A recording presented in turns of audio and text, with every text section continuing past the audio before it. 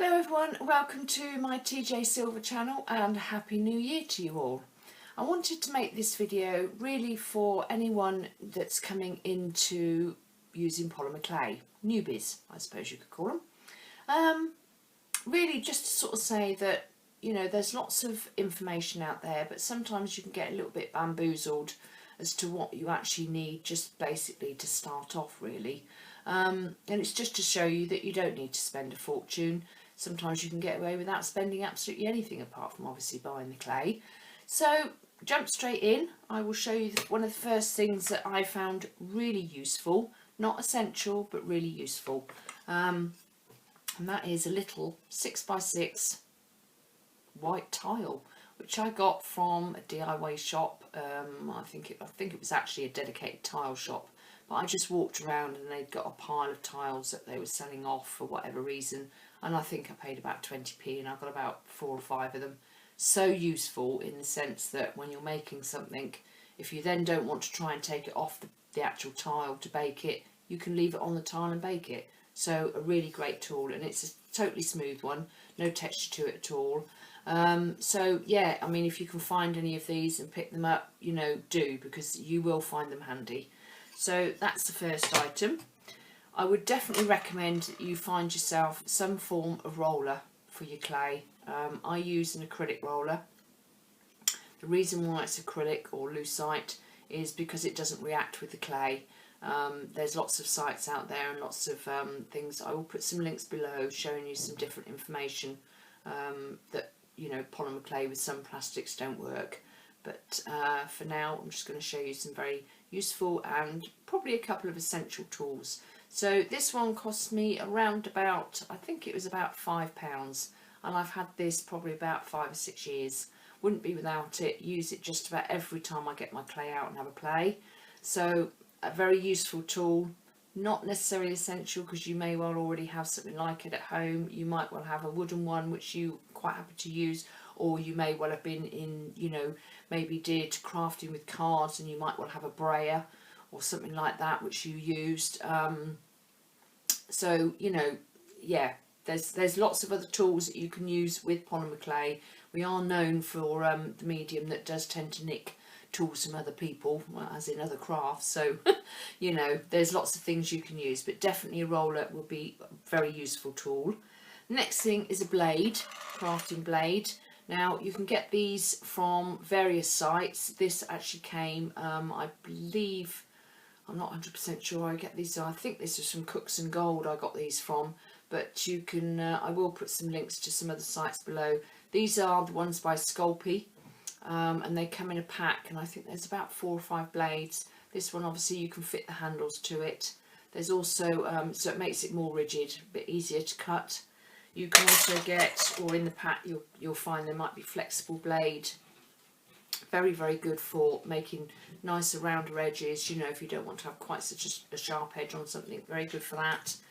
If you do buy the blade separately, I would certainly recommend that you look for ones that have got, you know, the holes here, so as you know what side the blade is, because it's not very nice when you try and cut your clay with the blunt edge, and also it can be quite dangerous on your fingers. So definitely look for that if you're going to buy them just singly. The pack, I believe, from Sculpey at the moment is around about the £10 mark. Worth it, yes, it is definitely worth it. But you don't need to have all the blades, so you can buy them singly, and I think they're around about £2–3. But do, you know, do check them out, make sure they're good blades. Absolutely essential, art, craft knife, whatever you want to call it. You know, you will probably pick this up, or I could almost say that you would pick this up every single time you clay. It's just something that becomes so useful, whether it's just picking little bits of fluff off your clay or hair or something like that that gets on your clay when you, because it will do. You can't really be without these. I think this one cost me about £3, and I think I've got about 10 blades with it as well. So this has been to America with me. I did obviously wrap it up properly and put it in the hold. I didn't actually carry it on the plane, so I probably wouldn't be here now if I did. But yeah, absolutely essential tool. Like I say, you can buy very cheap ones, you can get more expensive ones, it's really up to you. There's lots and lots of places that sell these, so well worth it. The other thing I would say is, obviously when it comes to conditioning your clay, it's really down to you how you want to do it. Obviously we've got these things, but some clays can be quite tough and it can take quite a bit of time to condition them, and they do need conditioning. Again, there is sites you can look at which tell you why you need to condition them, and obviously the best ways of conditioning them too. But if you can, I would highly recommend you get yourself a pasta machine. I believe there is a make out there, well I know there's a make out there called Makins, which is purely a machine for polymer clay. It's not actually for pasta as well. But most of the machines that you'll hear people talking about are for pasta, but they've obviously used them for polymer clay. They don't then use them for pasta because you can't mix the two, wouldn't be a good idea. Price wise, it really depends on what your budget is. You can get them quite cheap ones around about the £15–20 mark. Not to say that there's anything wrong with the cheap ones, there isn't. You may find that the actual mechanism inside some of them aren't maybe as good quality as some of the slightly more expensive ones.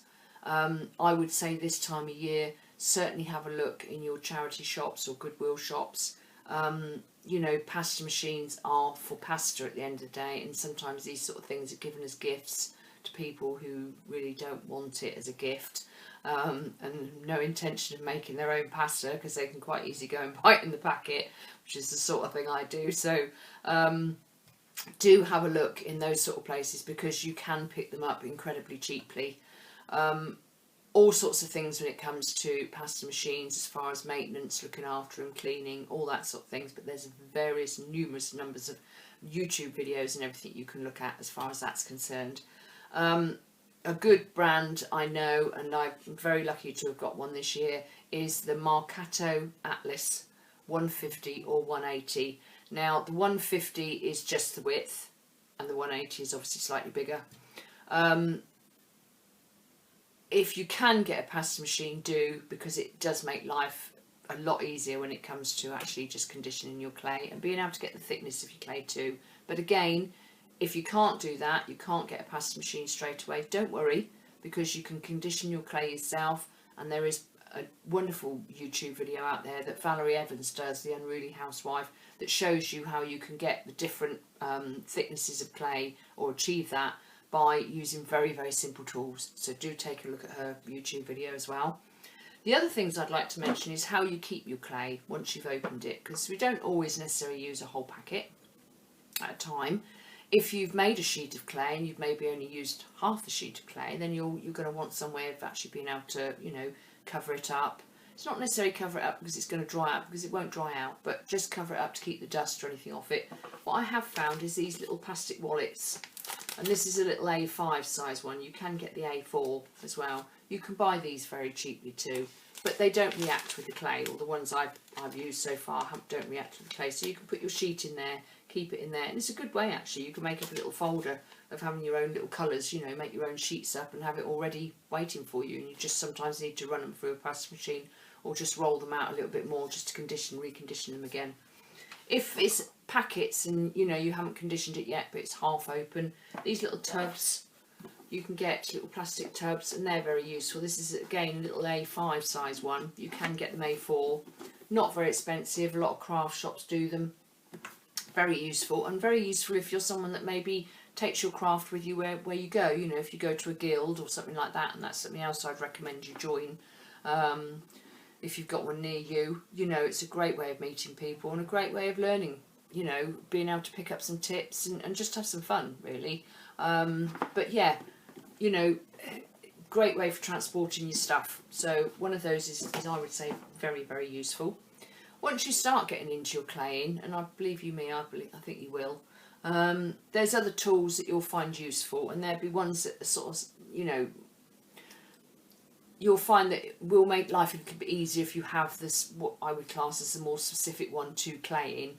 But there's needle tools, and I've got this one here which I find extremely useful, obviously making holes for beads, pendants, all that sort of thing, texturing.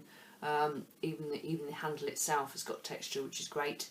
But you can make these, and if you can get yourself a darning needle, I mean this is not as pointed and not as sharp, but you can get obviously a darning needle that is, you know, sharp, and just make a handle out of some scrap clay, and there you've got your needle tool, so that's really cost you very little.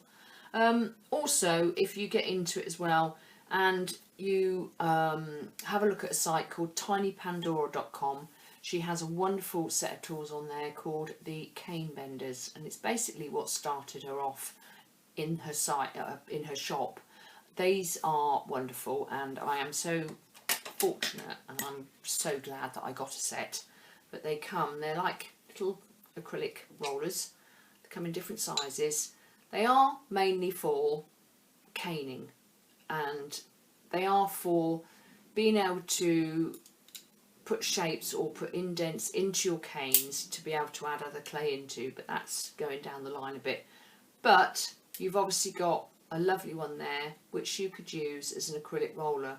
So I love it when there's tools that are produced that can be used for more than one thing. And you know, if I'm going for a clay day, sometimes that's all I'll take is that one, because it's just easy. It's a smaller one, it will fit in a little box, I haven't got to take too much, you know. So great, that's a wonderful site. I will put a link for that below.